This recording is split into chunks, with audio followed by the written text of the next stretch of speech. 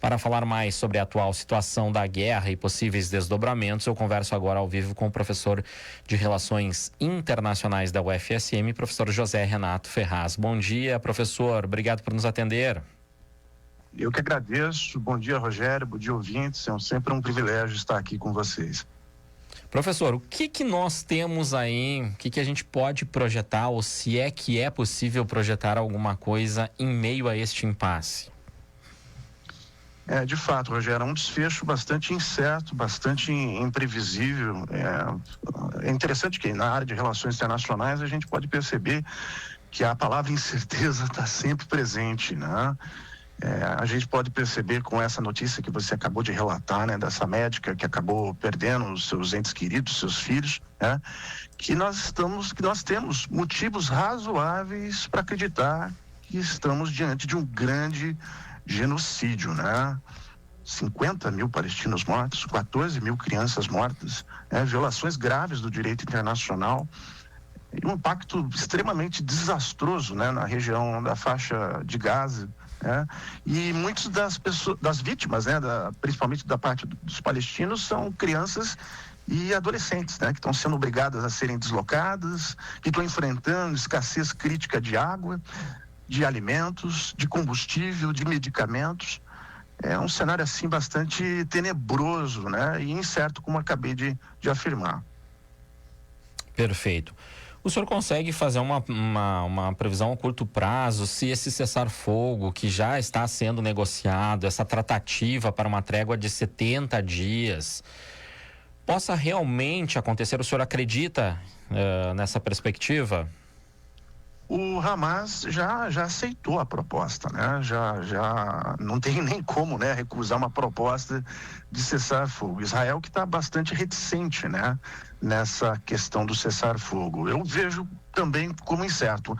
Eu não diria para ti, Rogério, para o ouvinte, que é certo que o Israel venha a aceitar esse cessar-fogo, porque ficou muito claro, desde o início desse conflito, quando tivemos lá o atentado, as autoridades chamaram atentados terroristas, contra Israel, 7 de outubro de 2023, Israel praticamente reagiu de uma forma muito desproporcional, muito desproporcional, porque infraestruturas civis que foram destruídas, a gente pode perceber também ataques indiscriminados a civis, ataques a escolas, ataques a hospitais. E uma variável, Rogério, que às vezes a gente também não se atenta, nesse contraste sombrio desse grande desastre e tragédia humanitária, a indústria de defesa israelense tem prosperado muito. E aí é uma questão, para o nosso ouvinte, para ti também, Rogério. Será que essas empresas vão aceitar e vão gostar desse cessar-fogo? Tem aqui um número até importante para te passar, Rogério. Opa, nos traga, por favor.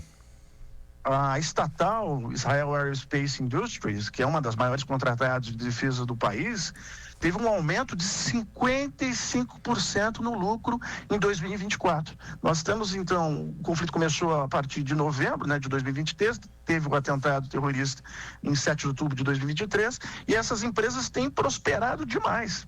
Então, veja, nós temos um cenário macabro, sombrio, que crianças estão sendo vítimas de vários ataques de Israel, mais de 14 mil crianças morreram, e essas empresas de armas prosperando demais, Então é um cenário assim bastante triste, bastante desalentador.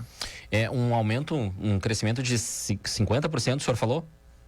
55% no lucro. Isso seria através da venda de equipamentos bélicos, professor? Isso, venda de equipamentos bélicos, E é claro, à medida que também Israel tem sido bem sucedido nesses ataques, as exportações também crescem, Sim. Crescem demais, porque outros países também ficam interessados, na tecnologia, armas, nas armas. Na própria tecnologia, isso.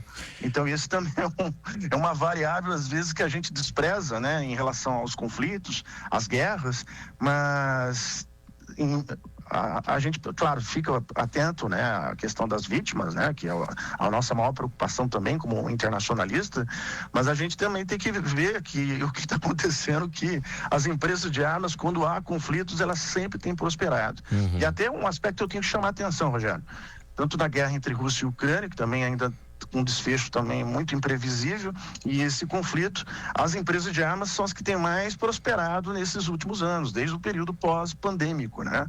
Então, tem muita gente muita gente perde nos conflitos, né? Claro. Mas também tem empresas também que faturam demais. E talvez aí realmente não haja um interesse para que pelo menos se cesse fogo, se coloque em prática esse cessar-fogo neste instante, enquanto as empresas estão em ascensão. Sim, é por isso que eu também coloco muito em dúvida, né? Se Israel de fato aceitaria algo nesse sentido. Temos que lembrar também que Benjamin Netanyahu, Bibi Netanyahu, é o primeiro-ministro de Israel mais longevo, e ele já foi 6 vezes, né? 6 vezes primeiro-ministro, né? E ele tem uma boa, se não para dizer, ótima relação, né, com essas empresas de armas, né? Até 3 grandes empresas israelenses de armas são as que têm faturado muito nesses últimos anos, e esse conflito que iniciou em 2023, nós estamos agora em 2025, temos que lembrar também, Rogério, se me permitir, por favor, a própria frase do presidente norte-americano Trump, né, aquela frase que ele disse em fevereiro, né, que os Estados Unidos junto com Israel tomariam então, né, conta, né, da faixa de Gaza, nivelariam o território, reconstruíam o território e dariam então quantidades ilimitadas tanto de emprego e moradias para pessoas da área, né? Então veja, vive naquela região 1,7 milhão de pessoas. E praticamente o que a gente tem percebido, né? A tentativa, a necessidade de Israel de afastar essas pessoas, de deslocar essas pessoas dessa região. É um genocídio, de fato. Não existe palavra mais adequada, mais correta para dizer o que está acontecendo, infelizmente, nessa região. Agora, como, se é que existe uma maneira, professor, de se colocar fim a este conflito, as principais potências econômicas poderiam de alguma forma interferir, entrar nessa jogada para que a gente tivesse um desfecho para essa situação, claro, não levando em consideração os Estados Unidos, porque tem esse interesse, como o senhor acabou de colocar. Sim, há uma reação europeia, vislumbra-se, né, sanções potenciais contra Israel. O líder francês já sinalizou algo nesse sentido. É interessante também lembrar que o Brasil tem liderado um grupo de trabalho para a criação do Estado da Palestina. O governo brasileiro entende que a criação do Estado da Palestina seria algo que poderia atenuar esse conflito, porque a ideia do governo brasileiro, que sustenta essa ideia de paz, né, é de que uma paz duradoura na região seria só alcançada com a existência, né, de 2 estados, o Estado da Palestina e o Estado de Israel, né? E nesse sentido, Rogério, fronteiras internacionalmente reconhecidas, seguras e economicamente viáveis, né? E é muito interessante lembrar a questão histórica, né?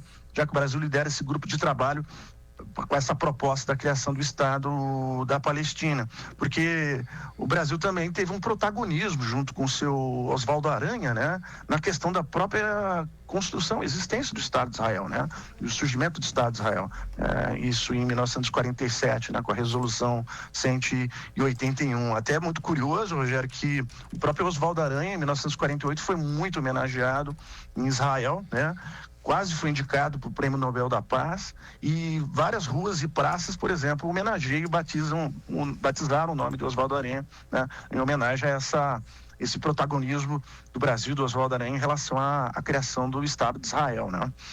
Bom, enfim, eu acho que não há alternativa.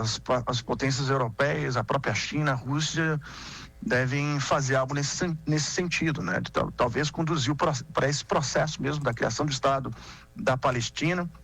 E, de fato, se caso não acontecer algo nesse sentido, sanções, né? Sanções que é uma das alternativas que talvez é a melhor contra Israel, né? Em relação a todos esses ataques indiscriminados, né? Principalmente a população civil e principalmente em relação a crianças, né? Crianças morrendo, isso é uma coisa assim extremamente terrível. Lamentável. Professor, a gente quer agradecer a tua participação aqui no Bom Dia Cidade. Nós vamos seguir acompanhando o assunto e voltaremos a falar sobre esta situação. Obrigado, Rogério. Um grande abraço para você, para todos aí e também para os ouvintes. Valeu. Obrigado. Um abraço, professor José Renato Ferraz, ele que também é nosso ex-participante aqui do Sala de Debate, sempre atento aí às relações internacionais. Professor da Universidade Federal de Santa Maria.